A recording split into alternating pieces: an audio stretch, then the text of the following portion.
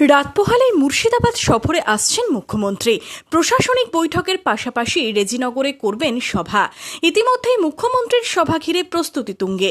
প্রশাসনিক সূত্রে জানা গেছে, বহরমপুর স্টেডিয়ামে হেলিকপ্টারে নামবেন মুখ্যমন্ত্রী শুভেন্দু অধিকারী। স্টেডিয়ামে তৈরি হয়েছে হেলিপ্যাড।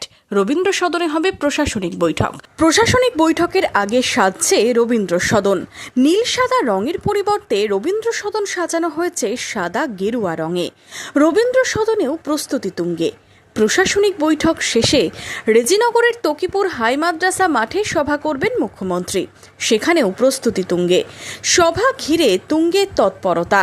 মুখ্যমন্ত্রী হিসেবে শুভেন্দু অধিকারীর প্রথম মুর্শিদাবাদ জেলা সফর ঘিরে প্রত্যাশাও বেড়েছে অনেকটা।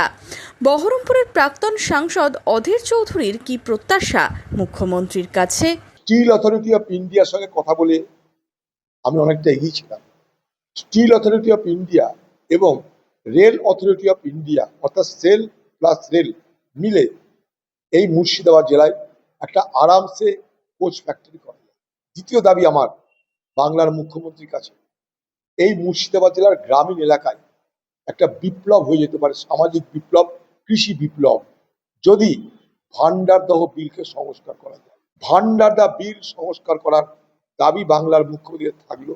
একটা রেল কোচ ফ্যাক্টরি এবং ভান্ডারদা বিল সংস্কার, একদিকে বেরোজগার দূর হবে, আরেকদিকে কৃষিতে পরিবর্তন হিসেবে এই মুর্শিদাবাদ জেলা। বহরমপুরের বিধায়কও মুখিয়ে রয়েছেন মুখ্যমন্ত্রীর সভা ঘিরে। মুর্শিদাবাদ জেলার শিক্ষা স্বাস্থ্যের উন্নতির পাশাপাশি বহরমপুর শহরের সার্বিক উন্নয়ন চাইছেন বহরমপুরের বিধায়ক।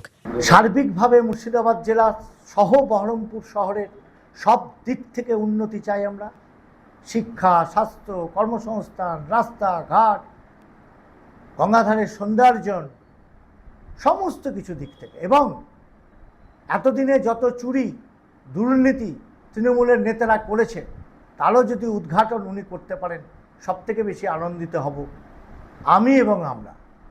এটাই চাইছি মাননীয় মুখ্যমন্ত্রীর কাছে। আগামীকাল মুখ্যমন্ত্রী মুর্শিদাবাদ জেলার জন্য কী ঘোষণা করেন সেদিকেই নজর জেলার মানুষের। Bureau report, Madhyabanga news.